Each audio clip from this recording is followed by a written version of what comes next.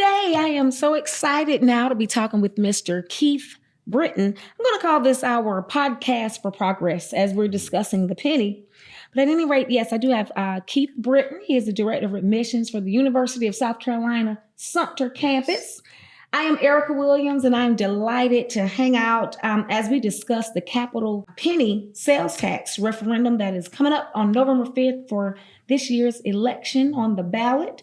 All the things, no matter how I mix up the words, it is still the same thing. It is the penny for progress. How are you doing today, Keith? I am well. Thank you so much for having me today. Good. It is always great to see you. You are always suited and booted every time. He's a sharp dresser, and he has some great things to say about this penny. So Keith is a Sumterite, born and raised right here in Sumter, South Carolina. So he's seen it all. He's seen before the penny, after the penny, during the penny, around the penny. So tell us about the penny from your perspective and what you've seen, Keith. I don't want to add, hopefully, the next phase of the penny. And the next phase of it, speak it into existence. Keith is literally one that live, work, play and praise are right here in Sumter. So his life is very attached to his community. So with that, so what have you seen about the impacts of the penny in the community? What was Sumter like prior to, and now what's happening now, the differences that you've seen?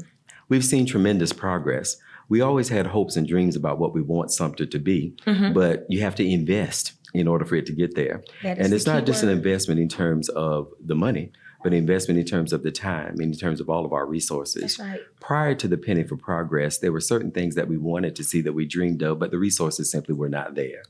And after we added the Penny for Progress, we began to see things in our community change for the better. We began to see everything from simple infrastructure changes to actual buildings, brick and mortar go up. We began to see quality of life improvements, and that was extremely important because as someone that was born and raised here, I've always believed in this town. I've always loved what Sumter has and what Sumter can be, but we always dream for more. We always dream for better. And you can dream and sit back and not do anything to make those dreams turn into reality, or you can make an investment into your community to make it happen. Be a part. We were all making an investment with the Penny for Progress, not just people that live here, but people that visited here because they were able to use their resources because they enjoyed our city, to be able to make our city better, to make sure that we had opportunities available for not just our children, but for all age ranges through the community services we were able to provide through the Penny for Progress, to make sure simple things were in place that we needed to make sure we got from point A to point B safely.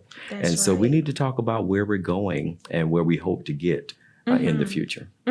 And one thing you said, Keith, that I was hearing you loud and clear about all the progress and things that have been made.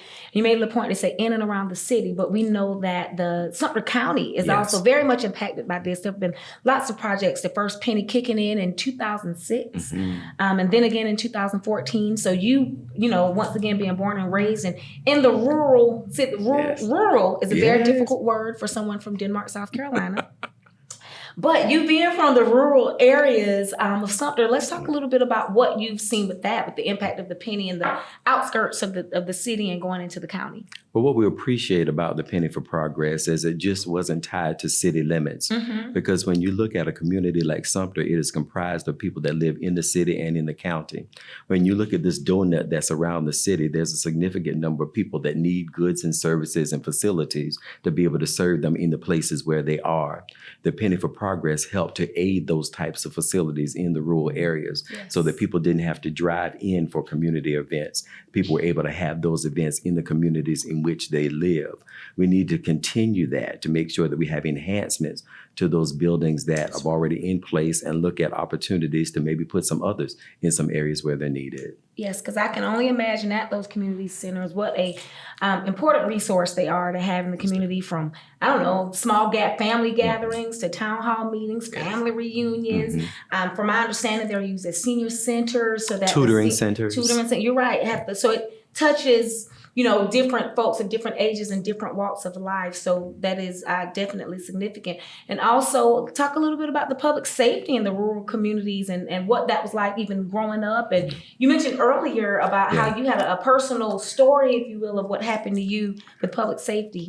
Well, I tell you, living in the rural section of Sumter, South Carolina, the Eastern Island, as we love to call it, those of us that grew up in that region. When I was in the 6th grade, we had a house fire. Totally lost our home. Thank goodness.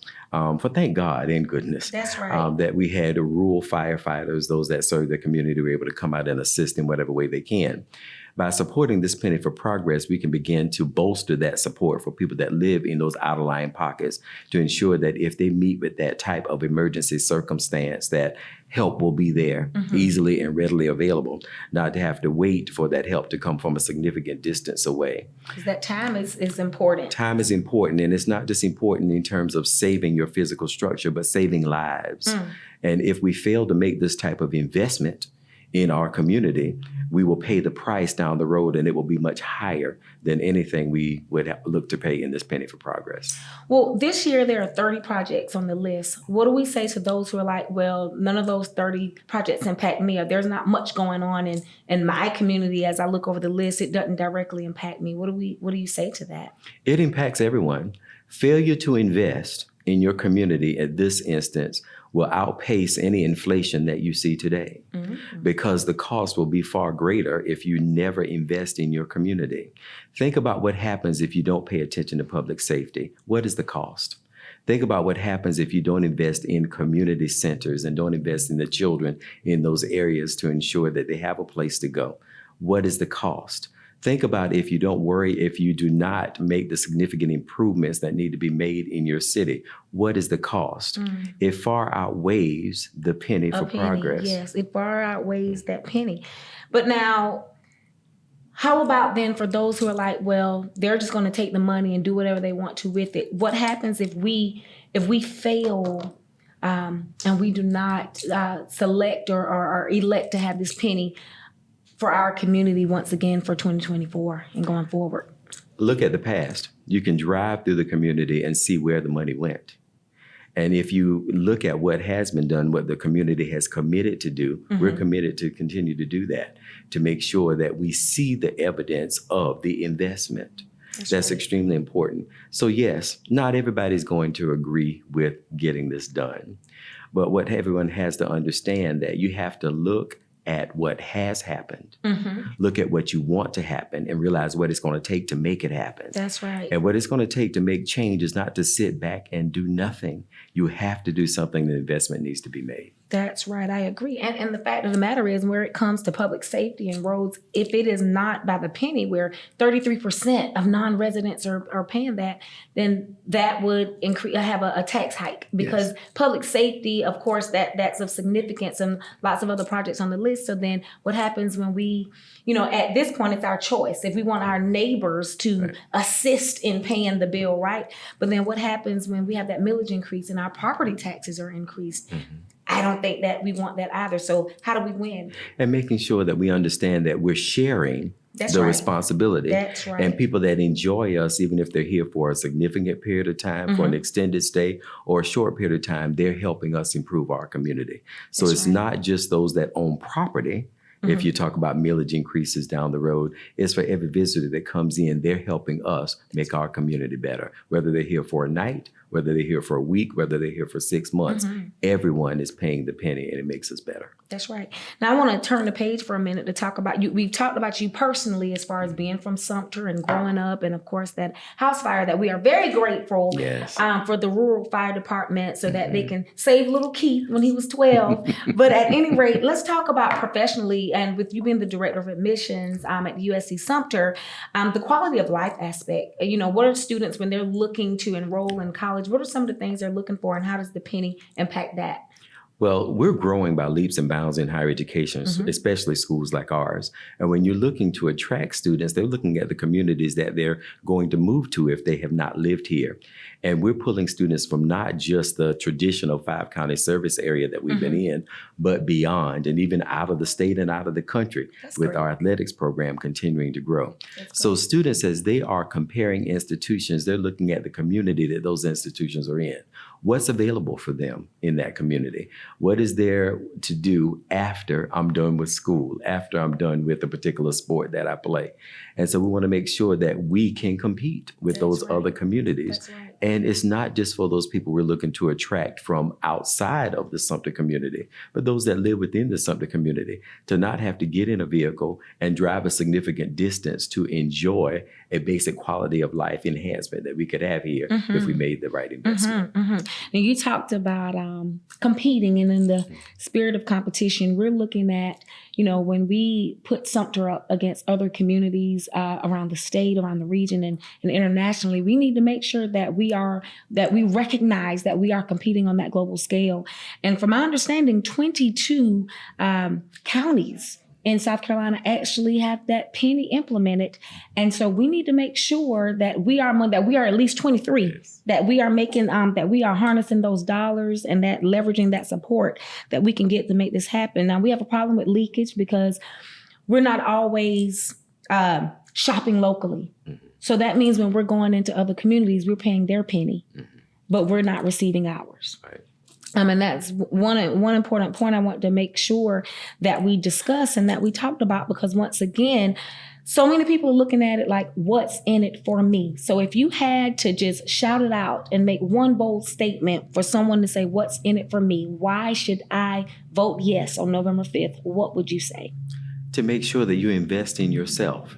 So often we pour into so many others to where we have nothing left for ourselves. And we see that in our personal lives, whether it be through our friendships or relationships. And when it comes to the city and the community, we have to make sure we invest in who we are. If you constantly travel and go other places and you give everybody everything else, but then when people come to you or you're at home and you do nothing to yourself, what is the benefit? That's right. At a particular point in time, if you have a glass of water, it runs empty if you never replenish it. That's right. What we need to do is replenish our glasses so that we're always hydrated, so that we're able to live, correct? That's right. And so it's the same way with our investment in our community. We have to constantly replenish the source so that we can be better and we can survive and thrive. I love it. I love it. I love that. So what's in it for me? Invest in yourself, man. That's important. I thank you. I thank you for sitting and chatting with me today. I trust that someone has heard something because they're on the fence. Yes. And you made it clear as mud. No, you cleared it up for them on this day. So I want to thank you once again, Mr. Keith Britton, for sitting and just chatting with me, as I call this the podcast for progress. And I hope you continue to have a great day. And we know what you're going to be doing on November 5th. Correct. Yeah. Thank you so much for the opportunity. And we're looking forward to success. Absolutely. Thank you. Thank you.